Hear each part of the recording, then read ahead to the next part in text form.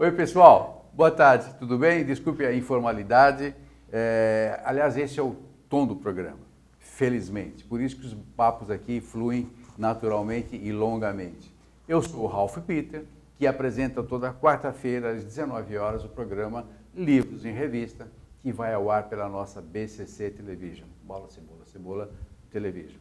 Nós temos sempre o firme propósito de levar até vocês um bom entretenimento, com um elevado teor de cultura e profissionalização, que é o que acontecerá agora, em minutinhos breves. Nós estamos recebendo a grata persona do Emerson Wesley Dias, quase que não sai, Wesley Dias, que é um consultor de carreira, palestrante, um sujeito formidável e que tem uma característica que eu particularmente aprecio nele, além da grande eficiência.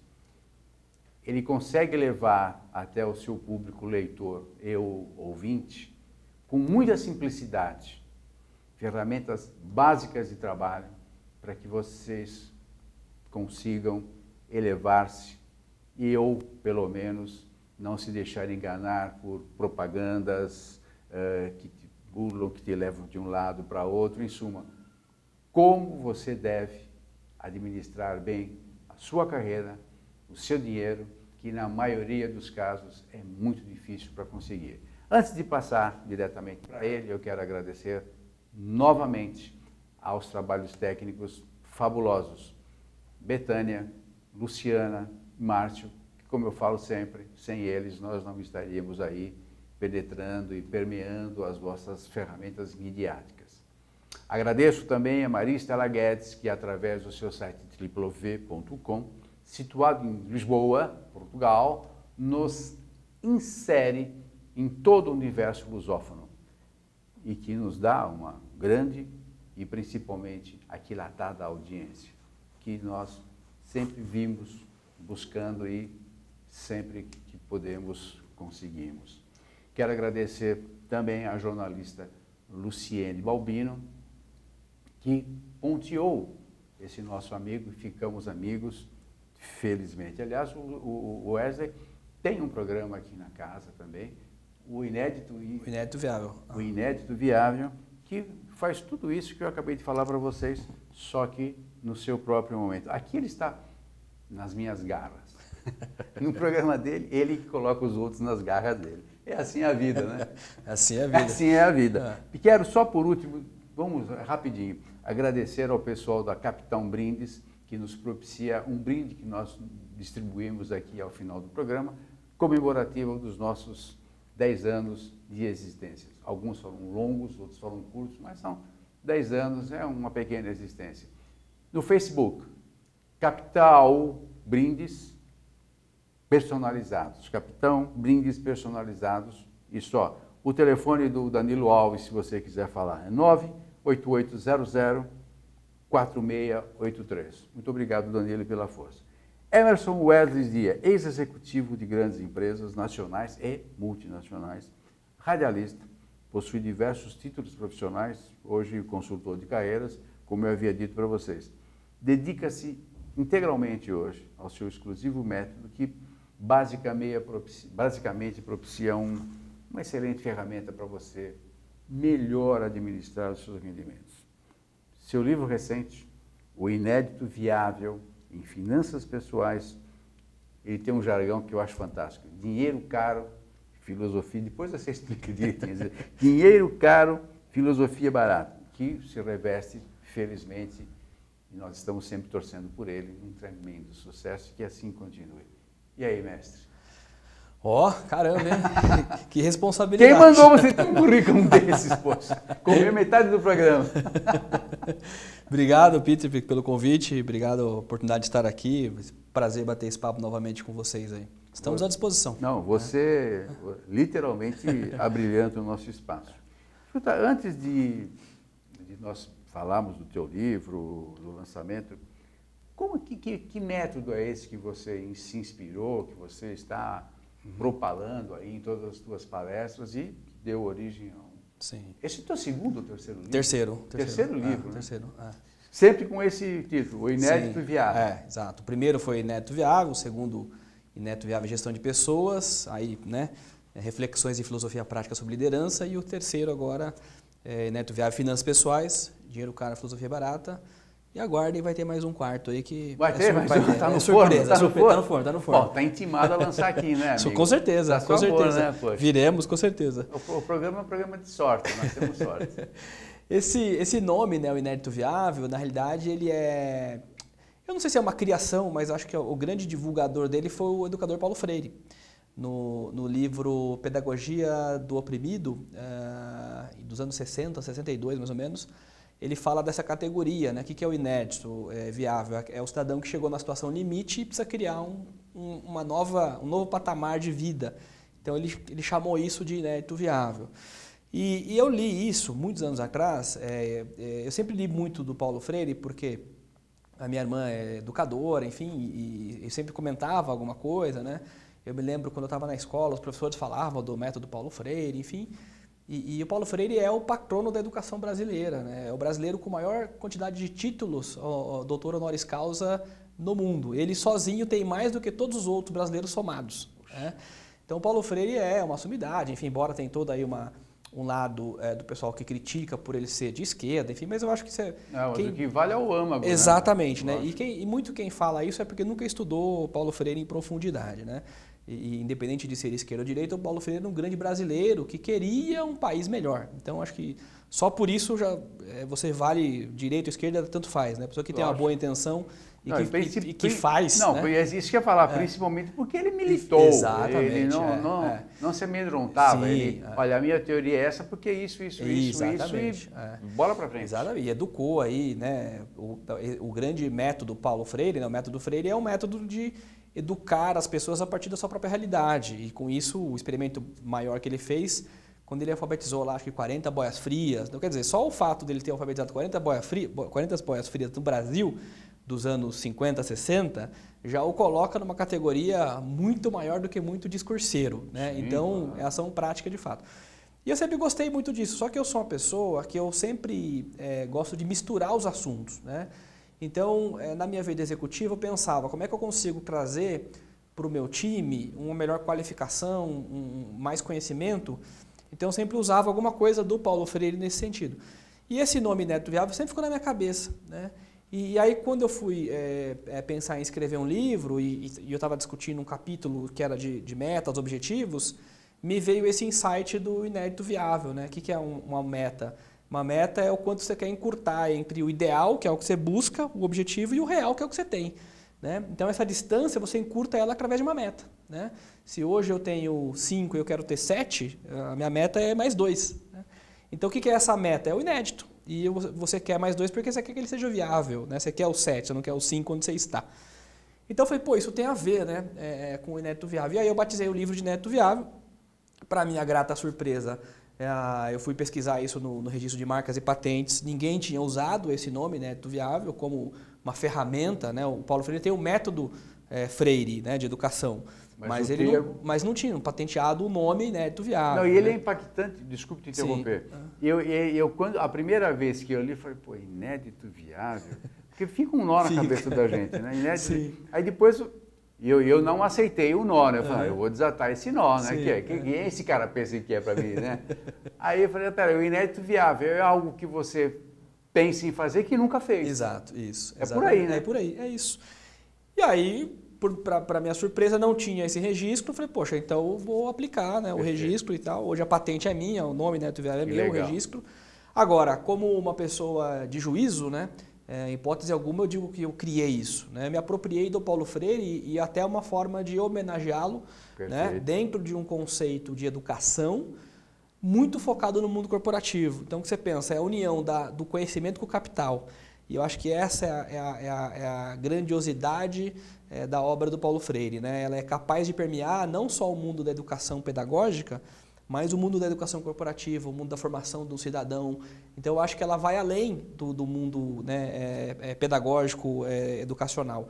Ela vai muito mais. E a minha visão é isso, né? É colocar essa marca cada vez mais forte para as pessoas pensarem sobre ela, causar esse impacto, querer entender por quê, né? E ao querer entender por quê, você se educa, você se melhora. Não, e o lance não é meramente a informação, é a formação. Isso, exatamente. Porque você pode ter um executivo super informado, mas se ele tem uma má formação, dançou. Dançou, exatamente. Aquilo vira água. Exatamente. Água impura, né? Que não dá para tomar. Exatamente, né? E um dano terrível, né? Porque numa posição de liderança, né? Ali você está com várias vidas ali, como capitão do navio, né? É uma baita responsabilidade.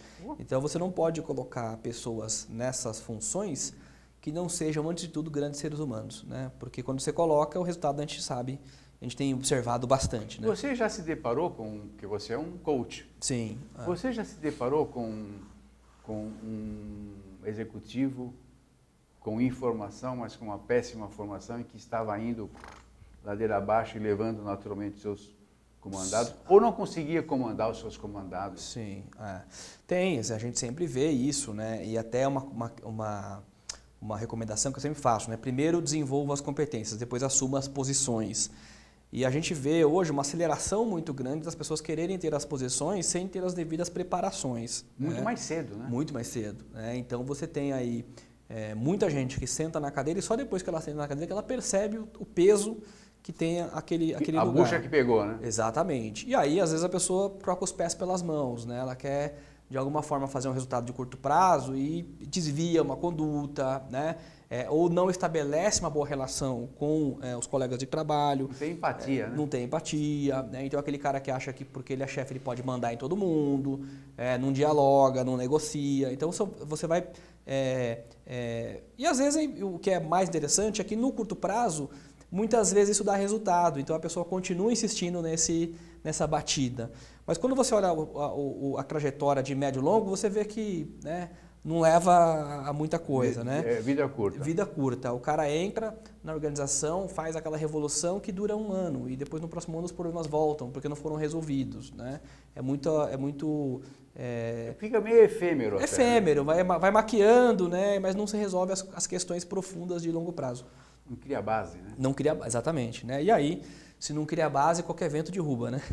É a casa do lobo mau, né? Exatamente. E quando só tá um ventinho, ela dura, né? Mas quando dá uma soprada um pouco mais forte, né? Derruba. Exatamente. Agora, por exemplo, você deu o exemplo, o cara que sentou na cadeira e depois é que ele foi ver a bucha que pegou.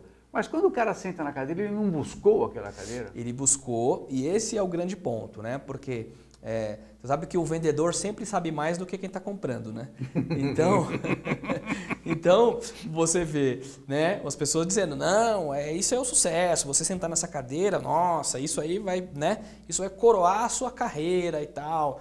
E vai te vendendo que aquilo é uma coisa maravilhosa, né? Sem te dizer, muitas vezes, o caminho que você teria que percorrer normalmente para chegar lá. E aí, quando você compra, é aí que você percebe, né, que a coisa não era exatamente como foi vendida. Até né? Porque nem todo bom vendedor é gerente ou diretor. Né? Exato. Assim como um bom jogador de futebol não é técnico. Exatamente. São competências distintas. Não é uma ilação imediata. Não, né? de forma alguma. São competências completamente diferentes que você precisa buscar, talvez em escolas diferentes, para você ter uma boa atuação. Não adianta essa coisa de... eu vi como os caras fazem, eu vou fazer. Não é assim. Não funciona. Não funciona. É um lance... Precisam de preparo. De competência e talvez um pouquinho de talento, né? Também, muito, né? Não tem essas coisas. Quando você para qualquer pessoa talentosa em qualquer função, quando você pergunta para ela por que ela faz aquilo tão bem feito, você pode ver que tem algumas boas horas ali que ela empenhou para conseguir chegar naquele estado. Vale ainda o lance do sucesso é X% de transpiração e um pouquinho de sorte. Tem isso ainda? Tem. As pessoas até um pouco brincando, né, com essas coisas do o sucesso é você, né, e tal, faça tudo, a sua cabeça, né, pode fazer tudo. Eu acho que tem uma parte que é do indivíduo, se ele não sair da cadeira, não tirar da cadeira, né, sim, lógico, o bumbum não vai resolver, mas também tem os fatores do acaso. Isso não dá para dizer que não exista. O acaso está presente o tempo todo, né? Mas é aquela história, desculpe o Emerson, mas é o Getúlio Vargas que falava isso. Se o cavalo passa arreado, eu monto. Uhum. Ou seja, você tem que estar preparado para quando a chance aparecer. Exatamente. Porque talvez não tenha a segunda. Exato. É aquele lance do rodízio de sushi, né? Se você não pegar, o outro pega. Até logo e vai embora. Vai pegar aquele que você estava mirando, né? E aí, frustração. Porque, é óbvio, né? Porque se ele saltou aos seus olhos, ele vai soltar os olhos do outro também, entendeu? Claro, então, claro. As coisas bonitas todo mundo quer. Então, tem isso sim. Eu não acredito nessa coisa da 100% depende de mim. Eu acho que 99,99% sim. Mas tem aquele 1%, aquele 0,1% que é o acaso, que é a situação que foi criada. Circunstância, né? Circunstância, sem dúvida nenhuma. Às vezes quando você vê, né, um empresário de sucesso contando como foi a carreira dele, aí ele não fala que talvez em algum momento ele poderia ter pego uma doença e ficado em casa, mas ele ele estava lá saudável, portanto ele estava presente aquele dia que aconteceu o dia que aquela ele coisa. Antecipou a pescaria. Exatamente, entendeu? Então assim, o acaso se faz presente. Então vamos falar do teu livro, tá. que é fantástico, porque justamente é dinheiro caro, filosofia barata, mas pelo que eu entendi ele é voltado mais para pessoa física ou também jurídica? Esse tem um foco mais pessoa física. Mais pessoa indivíduo, física. Porque é o seguinte, falando de competência, o cara pode ganhar muita grana e nós vimos isso ao longo da nossa vida, o cara que ganhou na loteria, perdeu depois de um mês, ele ganhou uma nota miserável e tal. Ou seja, você ensina, literalmente, eu sei que você é modesto, não vai aceitar isso, mas eu sei que você ensina as pessoas a gerirem melhor os seus ganhos, ou às vezes parcos recursos, mas o que você tem que ser muito bem gasto, muito bem divisado. Exato.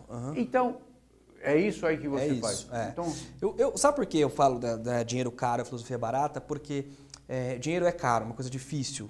Se fosse fácil, todo mundo tinha. Então, ele é caro, sim, tem um preço a pagar por ele. Agora, a filosofia barata é por quê? Porque todo mundo sabe o que precisa fazer. O difícil é fazer. Né? E por isso que tem muito guru que vende bastante. Né? Esses dias eu vi um vídeo no YouTube que, poxa, você vê aquilo, chega a ser uma cretinice do indivíduo se prestar a fazer aquele tipo de mensagem, né? Totalmente iludindo a pessoa, né? Acho isso dizendo para a pessoa... Devia ser punido. Devia ser punido, claro, ser regulamentado. Faça isso.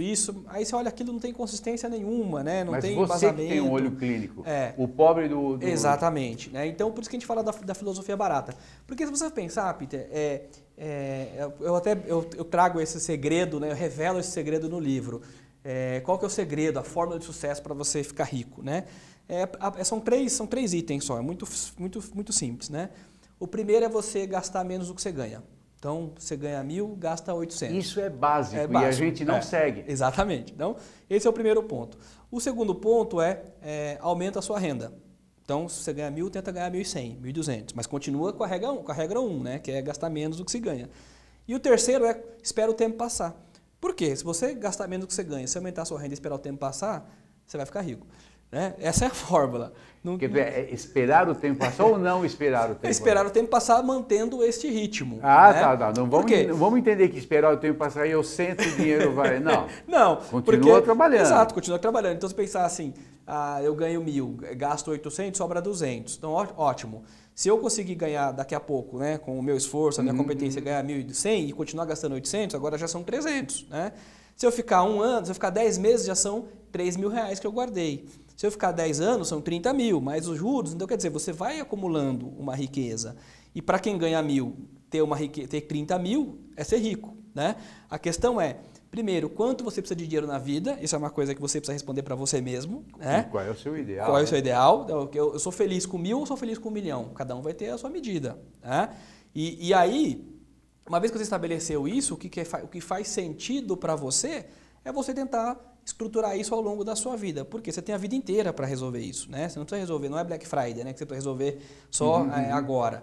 Então, e a ideia do dinheiro caro, filosofia barata, é porque trabalhar essa relação do ser humano com o dinheiro do ponto de vista de que o dinheiro ele é um meio para você adquirir algumas coisas, ele não é um fim, não pode ser um fim, né?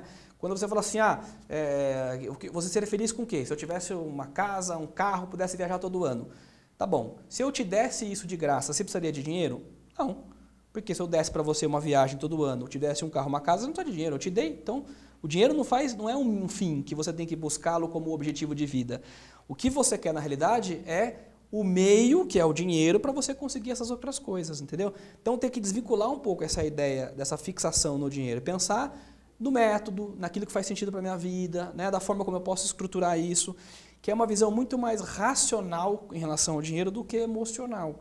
E à medida que eu estabeleço essas coisas e vou trabalhando no dia a dia, eu vou tendo um conforto maior, porque eu não fico escravo daquilo que eu preciso ter em relação ao que os outros têm. Eu olho para mim e vejo o que faz sentido para mim, né? E essas coisas que vão te dar muito mais possibilidade de bem-estar e não uma busca cega do dinheiro pelo dinheiro. E até porque essa busca cega, como você acabou de mencionar, pode, no final das contas, gerar uma certa frustração. Totalmente. Que nem todo mundo consegue, né? Nem todo mundo. E por quê? Além da competência, tem o acaso. Né? Então, quer dizer, se eu não conseguir, mas eu fiz minha parte, ótimo, eu fiz minha parte. Mas o acaso não colaborou. Então, não é uma questão de eu achar que eu sou incompetente, né? De que eu não sou um sucesso na vida porque eu não acumulei R$1 milhão. Pelo contrário, eu não posso vincular a minha vida a R$1 milhão. Eu preciso vincular a minha vida às coisas que fazem sentido. E elas independem do R$1 milhão. Aquele lema que a gente vê muito em caminhões, para-choques, não tenho tudo que eu amo, mas amo tudo que eu tenho. É válido? É válido. E você sabe, eu trago no livro uma pesquisa de Harvard que vai se revelar o resultado exatamente que essa frase traz. É isso aí. É isso. Contente-se com o que tem, quer dizer, contente-se com o que tem, mas busque um pouco mais. Exatamente. Por aí. É esse esforço de você perceber que você está buscando algo na vida. Porque buscar algo na vida, ou seja, buscar o seu inédito, também é um fator motivacional. Se sente útil. Se sente útil, porque você percebe que existe algo a ser feito. E esse algo a ser feito é o que te motiva a sair da cama. Então, eu preciso fazer algo. Este algo não necessariamente tem a ver com dinheiro. É muito mais uma busca de realização. Você tem um capítulo que eu te confesso que eu abri... Opa, vou ler esse primeiro, que é o Como Ficar Rico Rapidamente. Qual é o título do capítulo? Como Ficar Rico... Pô, eu não lembro agora. Como é que tá? Como ficar rico em rápida... Não é esse da fórmula? As 3 regras para ficar rico? Não. Acho que é da fórmula. 18, uma coisa assim. Eu sei que tá aí. Como ficar rico rapidamente. Em 3 tempos, uma coisa assim. Eu acho que é essa da fórmula, né? Eu falo, opa, é comigo. É essa fórmula. Eu acho que todo cara que lê o introito do livro, acho que a primeira coisa que o cara vai ver é isso aí, né? Sem dúvida. Porque é o que chama atenção, né? Agora, tem um outro lance do teu livro que eu achei interessante, que é aquela planilha que você bolou. Sim. Que é para o ser normal, né? O populacho, vamos chamar assim, lastrear a sua conduta. Sim. Eu achei isso muito legal. Você também não achou, né? Eu vou procurar. Dá uma procurada. Porque a questão da planilha, embora a gente fala, né, que é um livro de reflexão do ser humano em relação ao dinheiro, ele, claro que ele tem que trazer uma aplicação prática, porque a filosofia é uma coisa maravilhosa, mas você tem que trazer uma filosofia para o mundo real das pessoas, que impactem a vida, porque é muito difícil você ensinar filosofia só com exemplos não palpáveis. Quando você explica a filosofia com exemplos reais, com situações do dia a dia, aí a pessoa entende o conceito filosófico que está por detrás. E para isso, nada mais prático do que trazer um exemplo, né? Do que trazer uma planilha, para o cara olhar para a vida dele no dia a dia e perceber para onde que ele está colocando o dinheiro, né? O que ele tem, o que ele não tem, porque isso vai materializando o exemplo prático para ele. E aí, uma vez que ele materializou esse exemplo, fica mais fácil ele mudar o hábito, mudar a atitude, né? Porque ele tá tirando um raio-x ali da situação dele. E uma vez que ele tirou esse raio-x, é mais fácil ele alterar em direção ao inédito que ele quer planejar, né? Eu falo que o inédito viável é o perceber, planejar e agir. Primeiro eu preciso perceber, que fiz o meu diagnóstico, realmente o negócio está complicado. Percebeu? Agora eu vou planejar. E aí a ferramenta é fundamental para você planejar, né? E depois que você planejou, agora é tomar ação. E aí tomar ação é o dia a dia. Não, e é legal porque muitas vezes você não consegue detectar o que você está gastando extra. Sim. E como é que é? Quando você não precisa gastar aquilo, você gasta o desnecessário, Sim. Gastos desnecessários. Que você pode perfeitamente não gastar. Sim. E principalmente aqueles gastos assim, é só 10? Tudo bem. É só 12? Tudo bem. Só 9? Bobagem. Só que esses 9 somados, e você ensina isso, Sim. dá um montante miserável que você só percebe quando está escrito. Exatamente. Você tem uma frase, né, que diz, né, se você quer criar uma montanha de areia, você joga uma pá de areia todo dia no mesmo lugar. Ao longo do tempo, isso vai virar uma montanha de areia. Então, esses gastos fantasmas, né, é isso mesmo. Um teste, olha, você saca R$100 no banco, trocado, né, em 10 notas de 10, gasta em 10 minutinhos. põe na carteira. Olha, eu li esse livro ontem.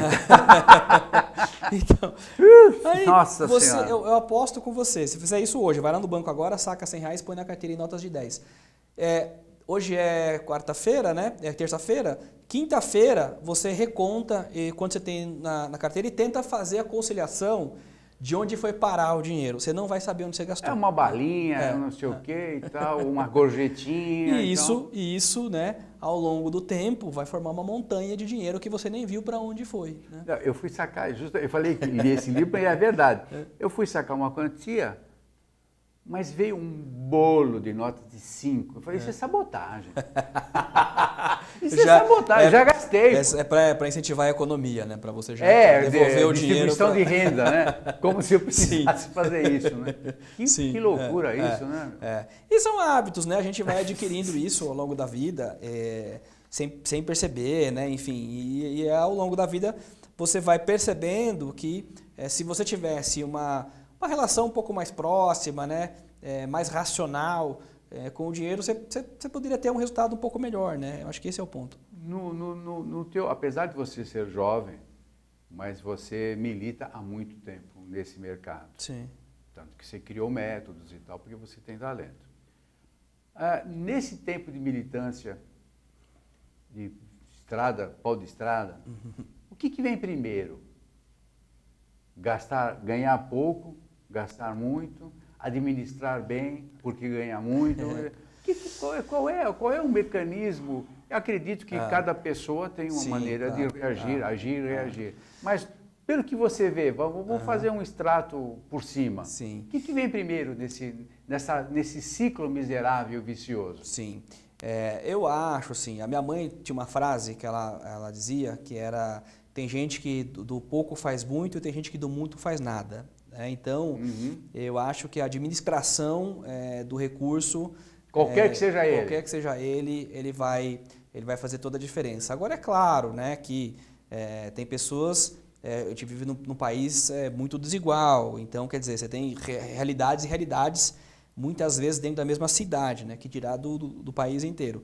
Mas eu acredito que, por menor que seja a renda do indivíduo, se ele não conseguir, de alguma maneira, gerir isso de uma forma eficiente, não vai resolver, só vai piorar. Então, por menor que seja a renda do indivíduo, por N situações que possam ter tido do ponto de vista histórico, familiar, enfim, se ele não souber fazer uma gestão, ele não vai conseguir sair desse lugar. Então, acho que a gestão do recurso talvez seja mais importante até do que a quantidade do recurso. Você não acha que, independentemente de ser a sua teoria, a sua filosofia, a sua ferramenta de trabalho hoje que você está expondo, isso não deveria já ser ensinado nas raízes escolares? Eu sou partidário disso, né? Tem algumas iniciativas, até do próprio governo federal, com a ENEF. Já existe isso. Já existe, né? Porque a ENEF é a Estratégia Nacional de Educação Financeira, que visa exatamente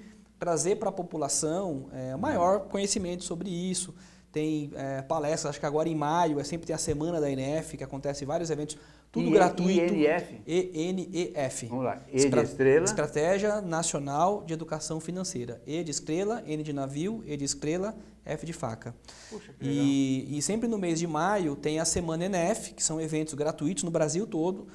As instituições sempre oferecem isso. Uma das condições é que seja gratuito.